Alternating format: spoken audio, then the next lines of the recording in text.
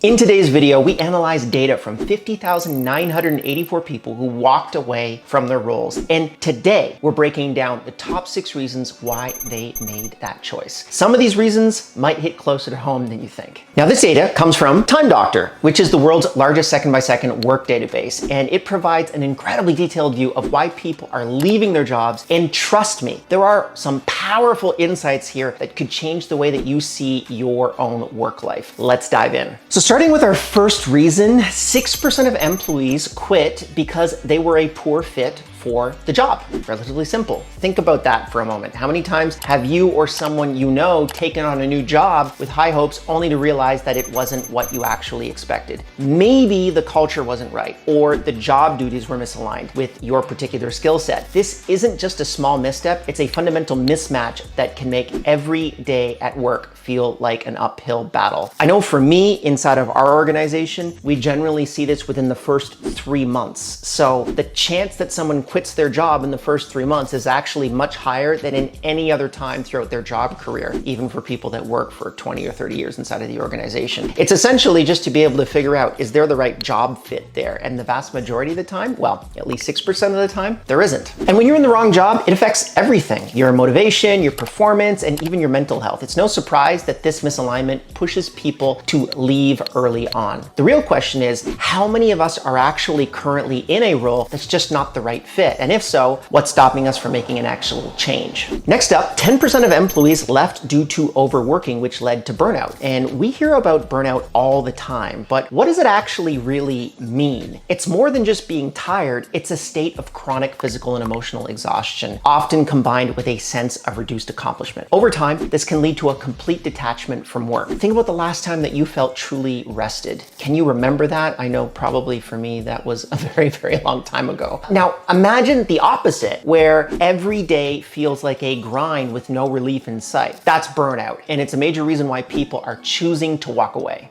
And burnout just doesn't impact your work, it bleeds into your personal life. Relationships suffer, health declines, and that once clear career path becomes clouded with doubt. So why do we push ourselves to the brink? Well, perhaps it's the culture of hustle and the fear of falling behind, but is it worth sacrificing your well-being? That's something we all need to seriously consider. Tied with burnout is another 10% of people left because of excessive overtime, especially on Friday evenings, which is super surprising to me. Now, Fridays are supposedly the gateway to your weekend, a time to relax and recharge, but for these employees, Friday nights actually became synonymous with work, eroding the boundaries between their job and their personal life. And let's be real here. When was the last time you enjoyed a Friday evening without thinking about work? If your weekends start feeling like an extension of your work week, it's no wonder people are actually leaving. And to look at this data even further, it was more interesting because Friday nights were actually the majority of the reason why people would burn out. So if you worked overtime on weekdays, or even if you worked on the weekend in some cases, it didn't equal the amount of time spent just on that Friday evening. So if you're an HR professional, you actually need to defend those Friday nights at all costs. Because fundamentally, this isn't just about missing out on fun, it's about losing the balance that keeps us healthy and happy. When work invades our personal time, it creates a resentment, fatigue, and ultimately the desire to quit. Maybe it's time to rethink how we structure our work weeks, because without that balance, what's honestly left to enjoy? Following closer to that one, 11% of employees cited high workloads on weekends as their breaking point. Weekends are meant for rest and recovery, but for these workers, they became just another 2 days of the grind. And the result, well, increased stress, decreased satisfaction, and a growing feeling that work is taking over their lives. Ask yourself, how often do you work on weekends? And more importantly, how does that actually affect your happiness and relationships? Working on weekends might seem like a way to get ahead, but in reality, it often leads to burnout and a loss of passion for your work. We all need time to disconnect and recharge, and when that time is actually taken away, something's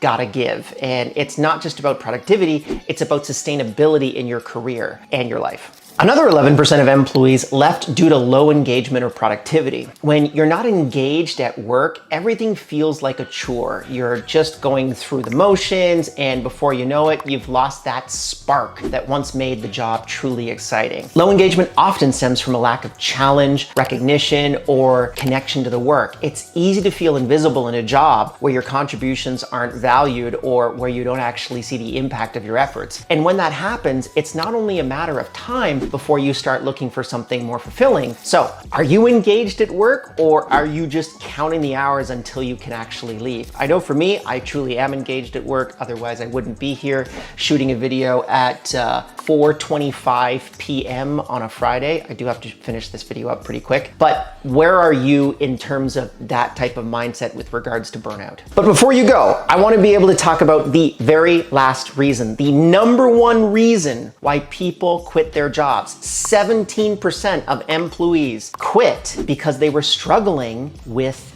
their work tasks. And this could mean feeling overwhelmed by their workload, not having the right skills, or constantly relying on AI tools just to be able to get by. But when you're in over your head, it's easy to lose confidence and feel like you're not good enough. That's a tough place to be, and it's often the tipping point that leads to people actually quitting their job. So for this one, it was really interesting because we looked at artificial intelligence and we found that people that were not using AI and then started using it actually had a much higher chance of quitting than if people had basically started using AI slowly and then ratcheted it up. And we recognized or theorized that the reason why people are actually all of a sudden using AI tools is because they can't stay ahead of their tasks. And there were a couple other circumstantial things that we looked at inside of the data in comparison to people that actually ended up quitting their job. Because fundamentally, struggling with tasks, it doesn't actually affect your performance. It chips away at your self-esteem. And when you feel like you're constantly failing or just barely keeping up, it's hard to actually stay motivated. And that lack of confidence, it can make even the smallest tasks feel insurmountable. If you're feeling this way, it might be time to ask for help or consider whether you're in the right role. No one should have to work in an environment where they feel like they're constantly sinking. So those are the top 6 reasons why employees are quitting their jobs through the Time Doctor data. And these aren't just statistics, they're real issues that affect millions of people every single day. Whether it's burnout, poor job fit, or a lack of work-life balance, these are things we can all relate to. And if any of these reasons resonate with you, it might be a time to take a closer look at your own job and ask yourself, are you truly happy where you are? And if not, what can you do to actually change it? If this video got you thinking, hit that like button, subscribe, and ring the notification bell, because if I say all of those 3 things,